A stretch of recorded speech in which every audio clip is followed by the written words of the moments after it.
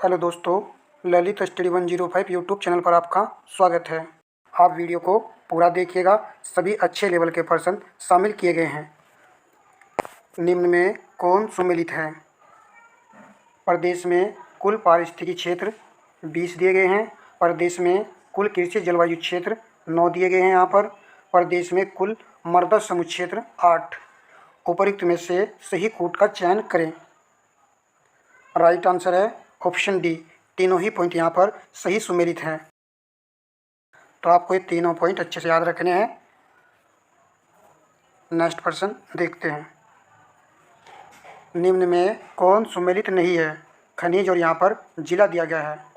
सिलखड़ी, Hamirpur, uranium, Lalitpur, dolomite, Mahoba, feldspar, Jhansi. Right answer option C है। Dolomite Mahoba में नहीं, यह पाया जाता है सोनभद्र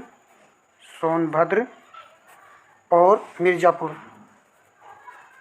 इन जिलों में आपको यह खनिज देखने को मिलता है। प्रश्न नंबर नेक्स्ट। निम्न कथनों पर विचार कीजिए। उपरोक्त में से कौन से कथन सत्य हैं?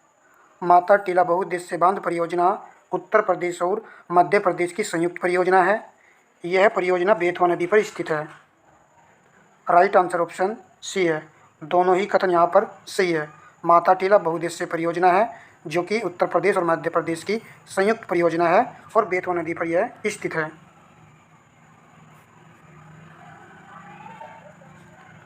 निम्न में कौन सुमेलित नहीं है? जिला और मुख्यालय यहाँ पर दिया गया है। जिला सोनभद्र का मुख्यालय रॉबर्ट्सगंज दिया गया है। अमेठी का गौरीगंज, कुशीनगर का पडरौना, कौशाम्बी का सिराथू यहाँ पर मुख्यालय दिया गया है। सही सुमेलित नहीं है ऑप्शन डी।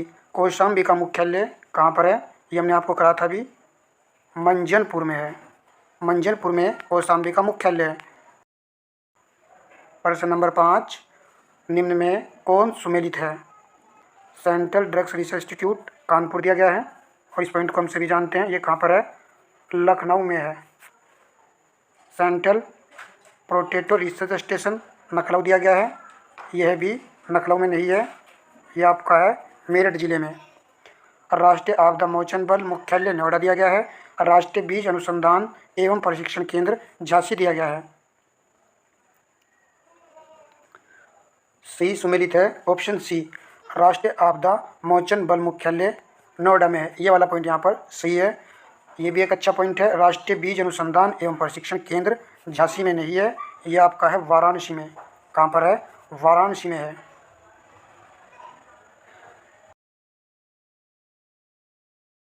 निम्नलिखित माध्यमों में किस में ध्वनि की चाल सर्वाधिक होगी? कार्बन डाइऑक्साइड, वायु, पारा, अल्कोहल।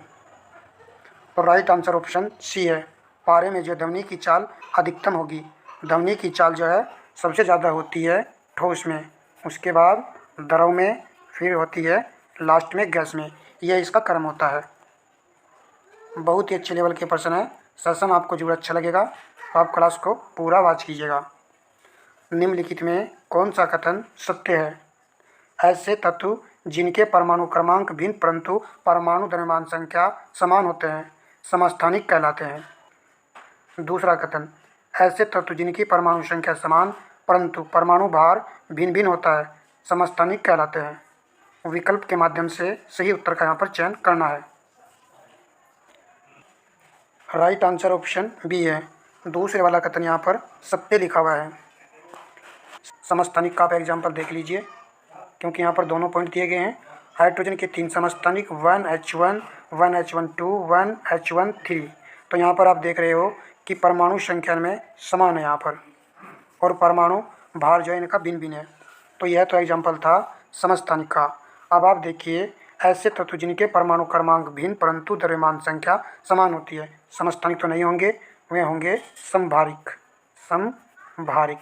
समभारिक का एग्जाम्पल भी देख लीजिए, जैसे कि ऑर्गन का परमाणु क्रमांक जो है 18 होता है और परमाणु भार 40 होता है। पोटेशियम का परमाणु क्रमांक 19 होता है और परमाणु भार 40 होता है। और कैल्शियम भी ले सकते हो आप। कैल्शियम का 20 परमाणु क्रमांक और परमाणु भार 40 होता है।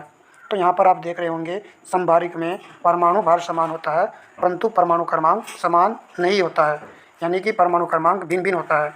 परमाणु भार को ही परमाणु द्रव्यमान संख्या कहते हैं। तो दोनों पॉइंट को हमने अच्छे से यहाँ पर समझ लिया है। प्रश्न नंबर 8, मानव शरीर में किस धातु मेटल की अधिकता से विल्सन रोग हो जाता है? तो रोग से संबंधित प्रश्न भी एग्जाम में पूछा गया था। तो राइट आंसर ऑप्शन ए है, तांबे की कमी से विल्सन रोग जो है मानव शरीर में हो जाता है। प्रश्न नंबर 8, निम्नलिखित में असत्य कथन की पहचान कीजिए। 120 mmHg सिस्टोलिक रक्तदाब माना जाता है, 80 mmHg डायस्टोलिक रक्तदाब माना जाता है। मनुष्य का हृदय एक धड़कन में 0.8 सेकंड का समय लेता है। 1 मिनट में मनुष्य का हृदय औसतन 7 से 8 लीटर रक्त पंप करता है। तो असत्य कथन की यहाँ पर पहचान करनी है। ऑप्शन डी राइट आंसर है। 1 मिनट में मनुष्य का हृदय 7 से 8 नहीं, औसतन 5 लीटर रक्त पंप करता है। ऊपर के पॉइंट जो है सभी सही हैं। मनुष्य का हृदय एक धड़कन में 0.8 सेकंड का समय लेता है। और ये तो रक्तदाब, ब्लड प्रेशर 120/80 जो है होता है। प्रश्न नंबर नेक्स्ट, निम्नलिखित में कौन सा सही सुमेलित नहीं है? स्वाइन फ्लू H5N1 दिया गया है, बर्ड फ्लू H1N1 दिया गया है। सही सुमेलित नहीं है। ऑप्शन डी राइट आंसर है। उपयुक्त में से कोई नहीं। यहाँ पर ये सही सुमेलित नहीं है। स्वाइन फ्लू का होता है H1N1 और बर्ड फ्लू का जो होता है H5N1 होता है। तो यहाँ पर जो है इस प्रकार सही होना चाहिए था। नेक्स्ट प्रश्न, मस्तिष्क का वह भाग जो हमारी अनैच्छिक क्रियाओं इनवॉलेटरी एक्टिविटीज़ को नियंत्रित करता है, सामान्यतः उसे श्वसन का केंद्र सेंटर फॉर रिस्पिरेशन भी कहा जाता है। मस्तिष्क का वह भाग कौन सा है? Cerebrum, cerebellum, medulla oblongata, hypothalamus. मस्तिष्क का वह भाग जो हमारी अनिच्छिक क्रियाओं को नियंत्रित करता है। तो ऑप्शन सी राइट आंसर है। मेडुला ओब्लांगेटा इसको कहा जाता है और इसी को सेंटर फॉर रिस्पिरेशन भी कहा जाता है, श्वसन का केंद्र। तो बहुत ही अच्छा प्रश्न है, ये इम्पोर्टेंट है। प्रश्न नंबर 12 है, निम्न में से बुंदेलखंड से संबंधित लोक नृत्य है, उपर्युक्त में से सही कूट का चयन करें। जवारा नृत्य, ख्याल नृत्य, देवी नृत्य, घोड़ा नृत्य। यहाँ पर देखना है क्या सभी सही सुमेलित हैं या फिर कोई एक बिंदु सही सुमेलित नहीं है। राइट आंसर ऑप्शन डी है, उपर्युक्त सभी यहाँ पर सही सुमेलित है। तो पहले वाला जो पॉइंट दिया गया है जवारा नृत्य, ये बुंदेलखंड का लोक नृत्य, इसको जरूर याद करना है क्योंकि ये तीनों तो लगभग हमारे याद ही रहते हैं। नेक्स्ट प्रश्न, जल, स्थल तथा वायु एवं इसके उप संघटक कहे जाते हैं। जैविक संघटक, अजैविक संघटक, ऊर्जा संघटक, बाहरी संघटक। ऑप्शन बी यहाँ पर राइट आंसर है, अजैविक संघटक। इन्हीं को हम भौतिक संघटक भी कहते हैं। अजैविक संघटक तो आप जानते होंगे जिनमें जीवन नहीं होता है, वो अजैविक संघटक होते हैं। और जैविक संघटक के अंतर्गत पादप, पेड़ पौधे आते हैं जिनमें जीवन होता है। चलिए नेक्स्ट प्रश्न देखते हैं। निम्नलिखित कथनों पर विचार कीजिए। सूक्ष्म जीवों को वियोजक, डीकम्पोजर भी कहा जाता है। सूक्ष्म जीव के अंतर्गत सूक्ष्म जीवाणु तथा कवक इत्यादि शामिल किए जाते हैं। उपर्युक्त में से सही कथन है। तो राइट आंसर ऑप्शन सी है, उपर्युक्त यहाँ पर दोनों ही कथन सही हैं। दोस्तों, इस वीडियो को अपने दोस्तों में अवश्य शेयर कर दीजिएगा और वीडियो को लाइक भी अवश्य कर दीजिएगा। प्रश्न नंबर 15, निम्नलिखित में से कौन सही सुमेलित है? भारतीय वन सर्वेक्षण केंद्र देहरादून, भारतीय वनस्पति उद्यान कोलकाता दिया गया है, भारतीय वन प्रबंधन संस्थान दिल्ली यहाँ दिया गया है। उपर्युक्त में से सही सुमेलित है। राइट आंसर ऑप्शन ए है, 1 और 2 यहाँ पर सही सुमेलित है। भारतीय वन प्रबंधन संस्थान दिल्ली में नहीं है, ये आपका है भोपाल में। भोपाल मध्य प्रदेश में है भारतीय वन प्रबंधन संस्थान।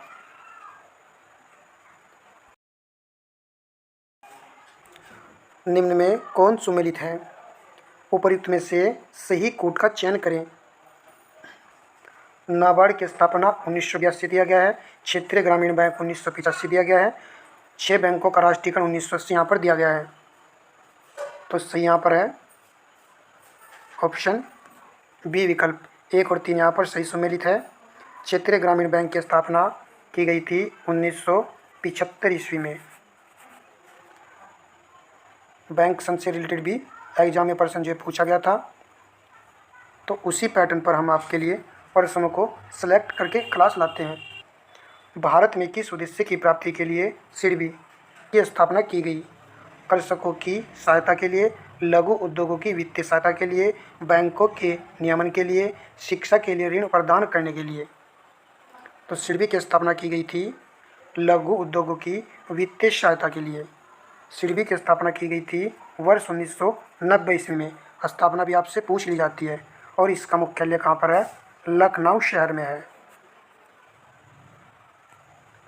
नेक्स्ट प्रश्न देखिए, निम्नलिखित में कौन सा सही सुमेलित नहीं है?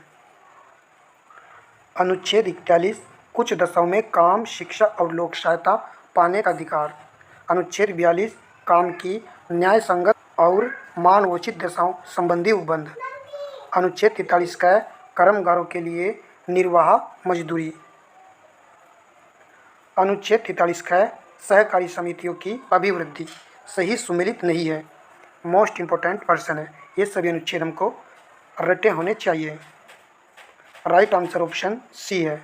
अनुच्छेद 43 क में नहीं है। अनुच्छेद 43 में है कर्मगारों के लिए निर्वाह मजदूरी। तो यह अनुच्छेद जो है कर्मगारों के लिए, काम करने वाले मजदूरों के लिए मजदूरी जो है निश्चित करता है। तो अनुच्छेद 43 आ चुका है, अनुच्छेद 43 ख भी आ चुका है। तो अनुच्छेद आपको यहीं पर देख लेना है क वाला भी। इसके अंतर्गत क्या आता है? उद्योगों के प्रबंधन में कर्मगारों का भाग लेना, ये आता है। अनुच्छेद 43 का में उद्योगों के प्रबंधन में कर्मगारों का भाग लेना जो है आता है। चलिए नेक्स्ट प्रश्न देखिए, निम्नलिखित में कौन सा सही नहीं है? अनुच्छेद 43 बी सहकारी समितियों की अभिवृद्धि। तो आपको चाहे 43 ख लिखा मिल जाए या फिर 43 बी सहकारी समितियों की अभिवृद्धि। तो ये पॉइंट हमने अभी पढ़ा है, इंपॉर्टेंट पॉइंट है, सही है। अनुच्छेद 48 ए राष्ट्रीय महत्व के स्मारकों, स्थानों और वस्तुओं का संरक्षण। अनुच्छेद 39 ए समान न्याय और निःशुल्क विधि सहायता। अनुच्छेद 47 स्वास्थ्य के लिए नुकसानदेह नशीली दवाइयों, मंदिरा ड्रग्स के औषधीय प्रयोजन से भिन्न उपयोग पर प्रतिबंध लगाता है अनुच्छेद 47। तो सही सुमेलित नहीं है ऑप्शन बी। अनुच्छेद 48 में क्या है? अनुच्छेद 48 में है पर्यावरण संरक्षण व संवर्धन, यह है अनुच्छेद 48 में। जबकि राष्ट्रीय महत्व के स्मारकों, स्थानों और वस्तुओं का संरक्षण अनुच्छेद 49 में है।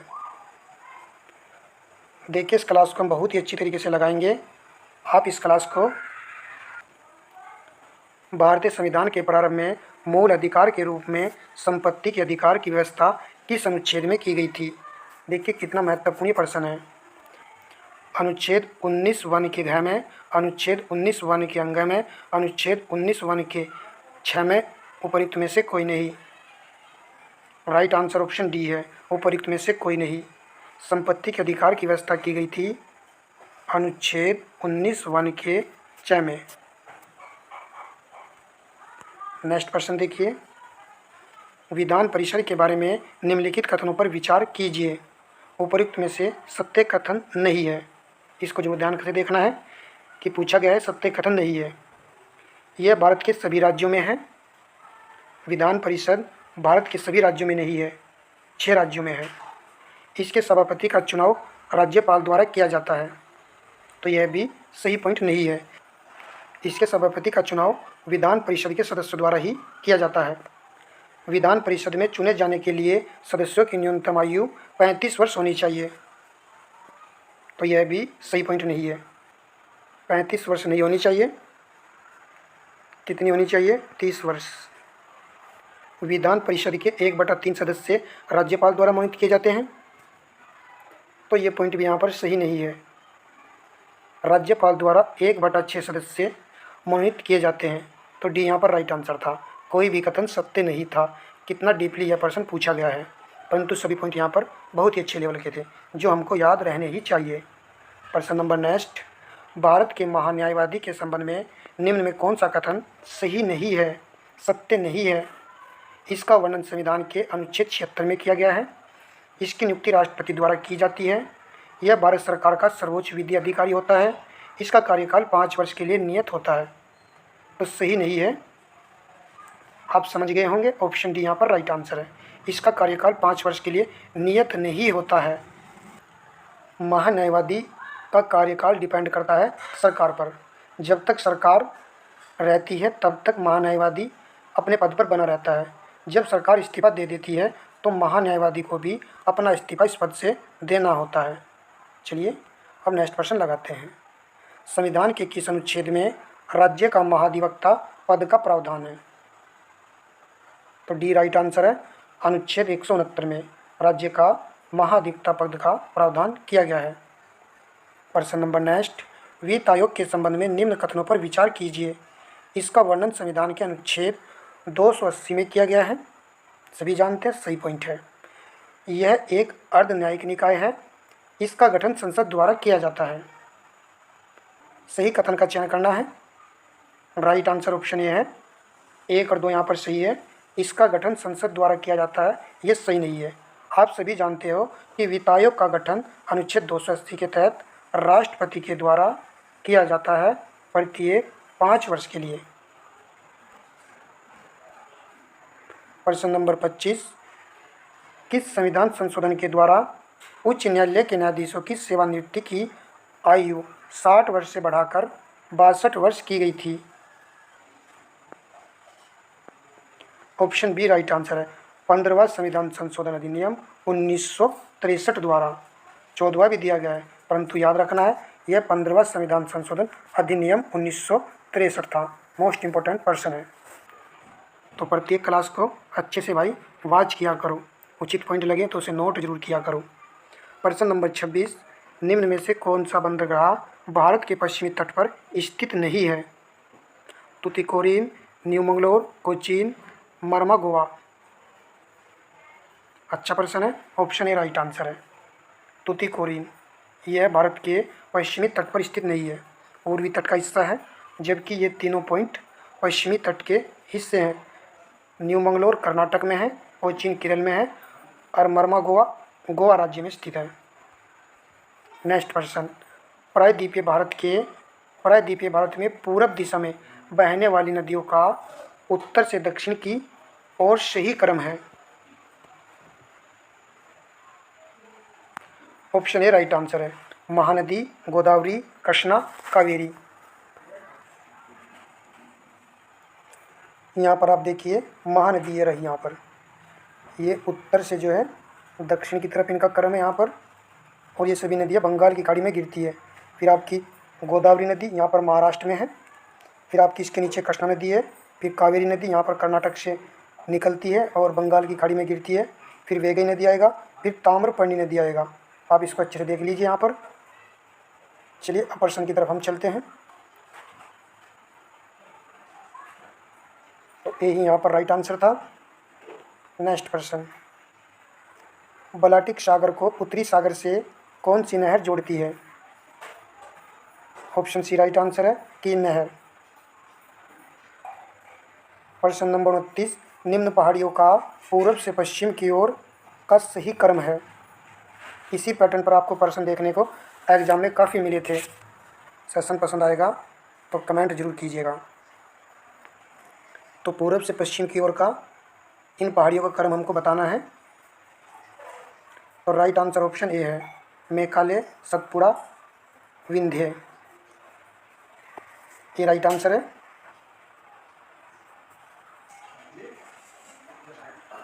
भारत के मैप में यदि हम देखें यहाँ पर इस प्रकार, तो आप यहाँ पर देख रहे होंगे कि मेघाल यहाँ पर है, मेघाल, और थोड़ा सा आगे को चलेंगे यहाँ सतपुड़ा है, और थोड़ा और आगे को चलेंगे तो यहाँ पर विंध्याचल है। तो इस प्रकार यहाँ पर पूरब से पश्चिम की ओर इनका क्रम है, इन पहाड़ियों का क्रम है। चलिए अब प्रश्न नंबर लगाते हैं। नेक्स्ट, कांगो नदी कौन सी रेखा को 2 बार काटती है? मकर रेखा, विषुवत रेखा, कर्क रेखा, विषुवत व कर्क रेखा दोनों को। तो ऑप्शन बी राइट आंसर है, विषुवत रेखा को 2 बार काटती है कांगो नदी। प्रश्न number next, red Indian, Eskimo, Inuit तथा एलुटस आदि किस महाद्वीप के निवासी हैं? उत्तरी अमेरिका, एशिया, अफ्रीका, ऑस्ट्रेलिया। और रेड इंडियन से आप समझ गए होंगे, ऑप्शन ए राइट आंसर है, उत्तरी अमेरिका। परंतु यहाँ पर एल्यूटस जनजाति उत्तरी अमेरिका महाद्वीप के मूल निवासी हैं। प्रश्न नंबर नेक्स्ट, विश्व प्रसिद्ध अंगोरा ऊन निम्न में से किससे प्राप्त किया जाता है?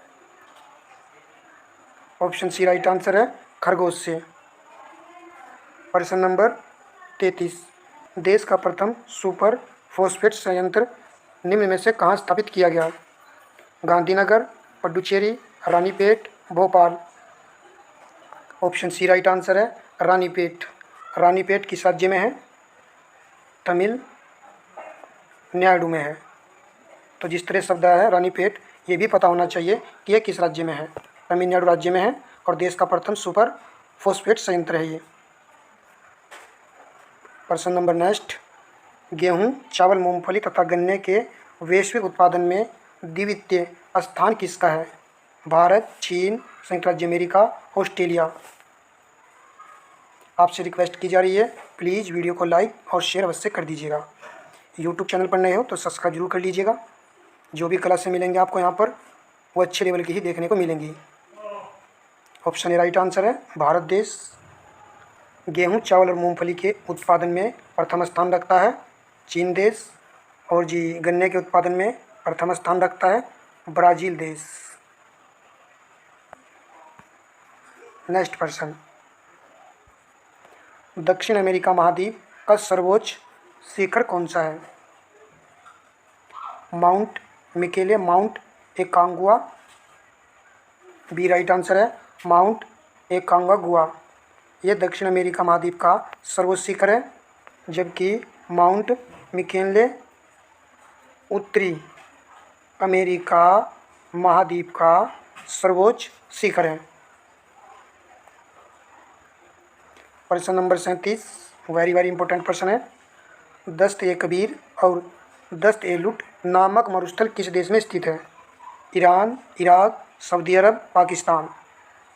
तो ऑप्शन ए राइट आंसर है, ईरान देश में है। नेक्स्ट प्रश्न, निम्न कथनों पर विचार कीजिए। सही कथन का चयन करना है। डाउन्स ऑस्ट्रेलिया में स्थित घास का मैदान है। यह उष्णकटिबंधीय घास का मैदान है। केवल 1 आएगा, केवल 2 आएगा, दोनों गलत है, दोनों सही हैं। ए चुनने वाले विद्यार्थियों का राइट आंसर है, केवल 1 वाला कथन यहाँ पर सही है। डाउन्स ऑस्ट्रेलिया में घास का मैदान है और यह है शीतोष्ण कटिबंधीय घास का मैदान है। आप विश्व के मानचित्र में देखेंगे कि यहाँ पर जो ऑस्ट्रेलिया है और यहाँ पर जो ये घास का मैदान होता है, यहाँ पर जो घास का मैदान होता है ये शीतोष्ण कटिबंधीय होता है। कावेरी नदी भारत के किन राज्यों से होकर होती है? तो कावेरी नदी का पूछा गया है। सी राइट आंसर है, कर्नाटक, तमिलनाडु, केरल। आंध्र प्रदेश में नहीं बहती है और ना ही मध्य प्रदेश में। गेहूं की सबसे बड़ी मंडी किस देश में स्थित है? चीन, भारत, फ्रांस, संयुक्त राज्य अमेरिका। तो डी राइट आंसर है, संयुक्त राज्य अमेरिका में है। प्रश्न नंबर 41, दक्षिण भारत की निम्नलिखित पहाड़ियों का उत्तर से दक्षिण की ओर सही क्रम बताइए। मोस्ट इंपोर्टेंट प्रश्न है। तो उत्तर से दक्षिण की ओर आपको सही क्रम बताना है। राइट आंसर ऑप्शन ए है नीलगिरी, अन्नामलाई, इलायची की पहाड़ियाँ। नीलगिरी की पहाड़ी तमिलनाडु और केरल में फैली हुई है। अन्नामलाई की पहाड़ी जस्ट नीलगिरी के नीचे है और ये तमिलनाडु केरल में है। इलायची की पहाड़ी कार्डमम की पहाड़ी भी इनको बोला जाता है और ये केरल राज्य में फैली हुई है। तो ये यहाँ पर राइट आंसर था।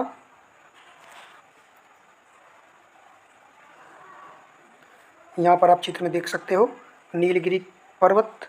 तो नीलगिरी की पहाड़ी यहाँ पर है, उसके जस्ट नीचे अन्नामलाई की पहाड़ियाँ आती हैं, फिर उसके जस्ट नीचे इलायची की पहाड़ियाँ जिनको कार्डमम की पहाड़ियाँ बोला जाता है, फिर नागरकोलाई की पहाड़ियाँ देखने को आपको लास्ट में मिलेंगी। और तमिलनाडु में नीलगिरी पर्वत की सबसे ऊंची चोटी डोडा बेटा है, ये आप सभी जानते हो। तो यहाँ पर इनका जो है उत्तर से दक्षिण की तरफ क्रम दिया गया है। इसी क्रम में आपको प्रश्न को याद रखना है। चलिए अब हम प्रश्न की तरफ चलते हैं। बुध ग्रह के संबंध में निम्न में से कौन सा कथन सत्य नहीं है। यह सौरमंडल का सबसे छोटा ग्रह है, बिल्कुल सही पॉइंट है। यह पृथ्वी के निकट ग्रह है। यह सूर्य की परिक्रमा 88 दिनों में पूरी कर लेता है। तो ये पॉइंट भी जानते हैं, सही है बिल्कुल। इसका ताप अंतर सभी ग्रहों में सबसे अधिक है। तो बी में और डी में आंसर है। तो आप समझ गए होंगे बी ही राइट आंसर होगा, क्योंकि इसका ताप अंतर सभी ग्रहों में सबसे अधिक होता है। यह ग्रह पृथ्वी के निकट नहीं होता है, यह ग्रह तो सूर्य के सबसे अधिक निकट होता है। इसी कारण से ताप अंतर सभी ग्रहों में सबसे अधिक होता है। पृथ्वी के निकटतम ग्रह कौन सा है, तो आप जानते भी होंगे, शुक्र ग्रह है। नेक्स्ट प्रश्न देखिए, निम्न में से किस पशु का चित्र हड़प्पा सभ्यता की मोहरों पर नहीं पाया गया। बैल, हिरण, घोड़ा, गेंडा। तो सी राइट आंसर है। घोड़े का चित्र हड़प्पा सभ्यता की मोहरों पर देखने को नहीं मिलता है। नेक्स्ट प्रश्न, सिंधु सभ्यता के पतन के संबंध में कौन एक प्रचलित मत है। बाढ़ और भूकंप जैसी प्राकृतिक आपदा, नदी मार्ग परिवर्तन, आर्यों का आक्रमण। उपयुक्त सभी, तो यहाँ पर लिखा भी हुआ है उपयुक्त सभी, तो समझ गए होंगे डी ही राइट आंसर होगा, उपयुक्त सभी।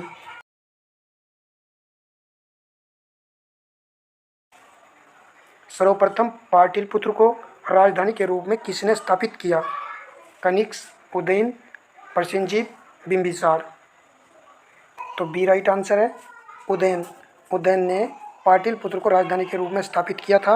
इसने जो है राजगृह से राजधानी को पाटलिपुत्र जो हस्तांतरित किया था।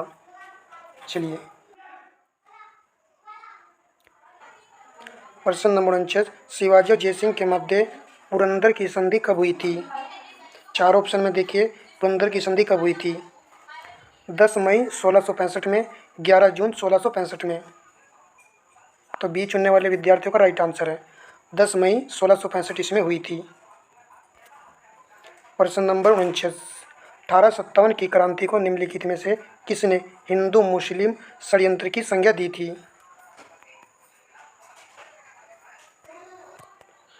ऑप्शन बी राइट आंसर है।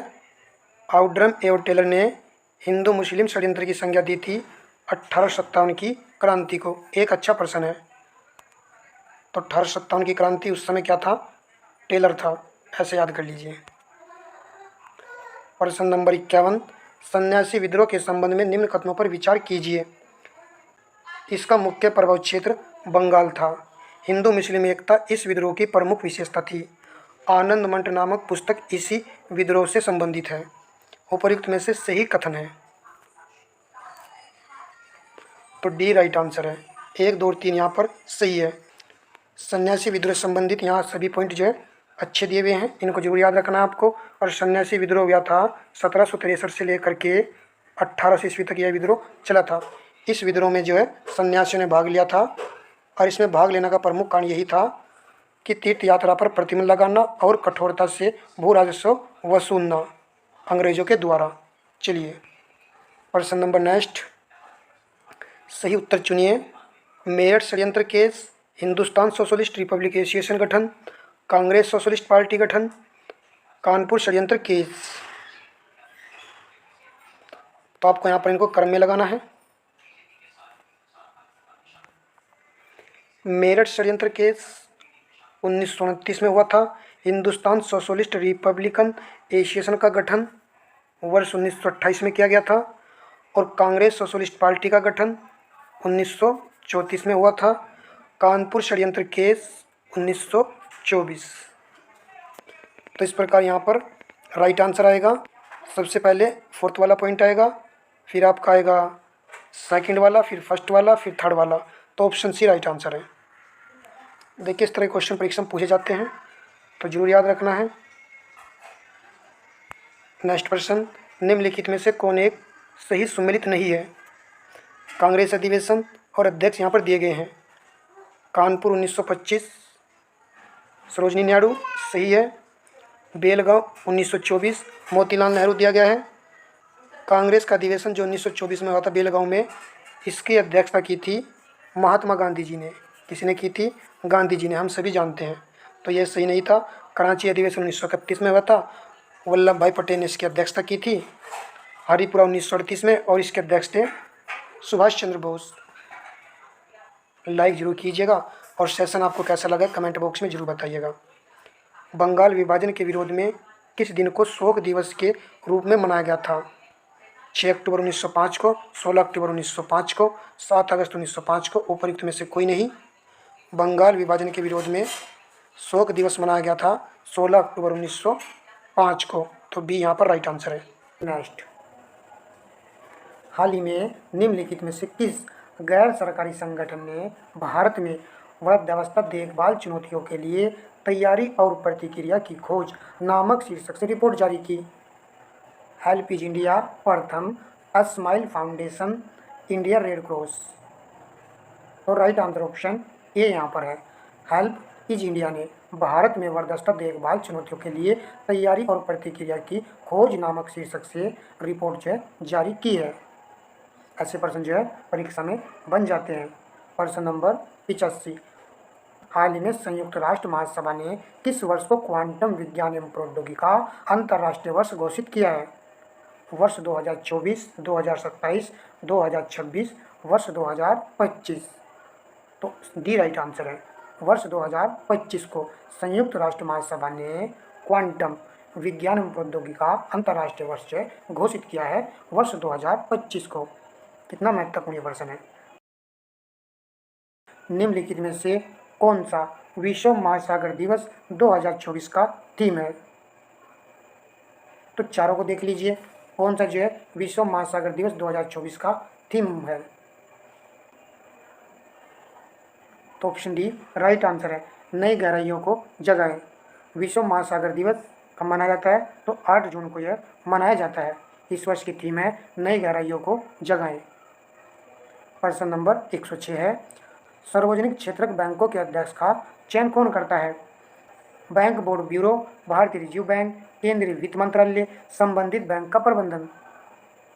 तो सार्वजनिक क्षेत्र बैंकों के अध्यक्ष का चयन करता है बैंक बोर्ड ब्यूरो। ऑप्शन यहाँ पर सही आंसर है। निम्नलिखित में से कौन सा सूचकांक मानव विकास सूचकांक में शामिल नहीं होता है? जीवन प्रत्याशा, शिक्षा, प्रति व्यक्ति आय, सामाजिक असमानता। तो डी ही राइट आंसर है। सामाजिक असमानता जो है मानव विकास सूचकांक में शामिल नहीं होता है। ये पॉइंट, केवल ये 3 पॉइंट ही इसमें शामिल होते हैं। निम्नलिखित में से कौन सा देश वर्ष 2025 में पुरुष जूनियर हॉकी विश्व कप की मेजबानी करेगा? Australia, France, Bharat, Spain. तो कौन सा देश करेगा पुरुष जूनियर हॉकी विश्व कप की मेजबानी 2025 में? तो यह करेगा अपना देश भारत। ऑप्शन सी सही आंसर है। प्रश्न नंबर 110 आपका, श्वसन का नियंत्रण मस्तिष्क के किस भाग में किया जाता है? बी और डी में आंसर है। इनसे का कोई भी लेना देना नहीं है। तो बी यहाँ पर राइट आंसर है। मेडुला ओब्लांगेटा यह जो है श्वसन का नियंत्रण करता है। प्रश्न नंबर 111 है, हाल ही में चर्चा में रहे नालंदा विश्वविद्यालय के संदर्भ में निम्नलिखित कथनों पर विचार कीजिए। प्रधानमंत्री नरेंद्र मोदी ने नालंदा विश्वविद्यालय के नवीन परिसर का उद्घाटन किया। यह कैंपस विश्व का सबसे बड़ा नेट जीरो कैंपस है। यह कैंपस विश्व का सबसे बड़ा नेट जीरो कैंपस है। देखिए यहाँ पर केवल 1 आएगा, केवल 2 आएगा या फिर दोनों आएगा, न तो 1 और न ही 2 सही है। तो चर्चा में रहा था ये पॉइंट, तो सी राइट आंसर है। यहाँ पर दोनों ही कथन बिल्कुल सही लिखे हुए हैं। निम्नलिखित कथनों में से कौन सा कथन सही है? हाल ही में जारी QS वर्ल्ड यूनिवर्सिटी रैंकिंग 2025 में भारतीय सूचना प्रौद्योगिकी संस्थान इलाहाबाद ने समग्र श्रेणी में 46वां स्थान हासिल किया है। QS वर्ल्ड यूनिवर्सिटी रैंकिंग प्रत्येक वर्ष क्वार्टरली साइनमंस जारी की जाती है। तो यहाँ पर भी ऑप्शन सी राइट आंसर है। दोनों पॉइंट यहाँ पर बिल्कुल सही लिखे हुए हैं। प्रश्न नंबर नेक्स्ट है, निम्नलिखित में से कौन सा देश कोलंबो प्रतिक्रिया नामक क्षेत्रीय समूह में शामिल नहीं है? अफगानिस्तान, बांग्लादेश, कंबोडिया, मालदीव।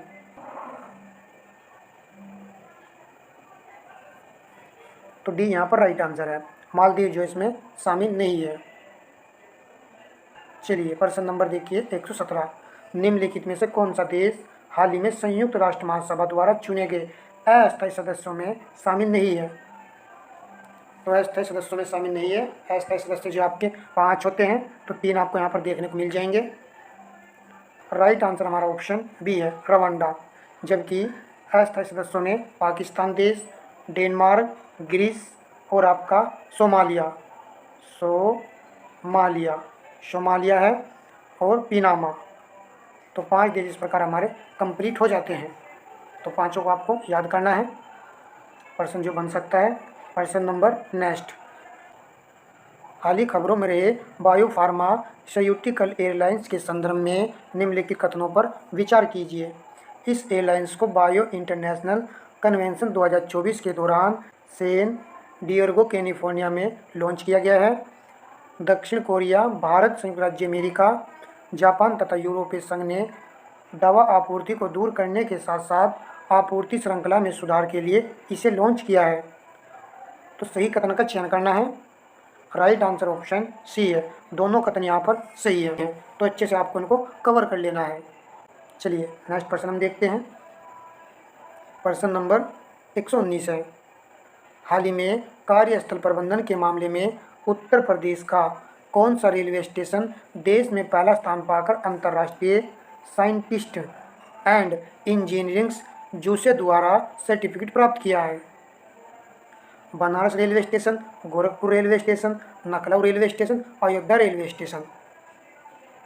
तो ऑप्शन यहाँ पर राइट आंसर है बनारस रेलवे स्टेशन। ये चुना गया है बनारस रेलवे स्टेशन।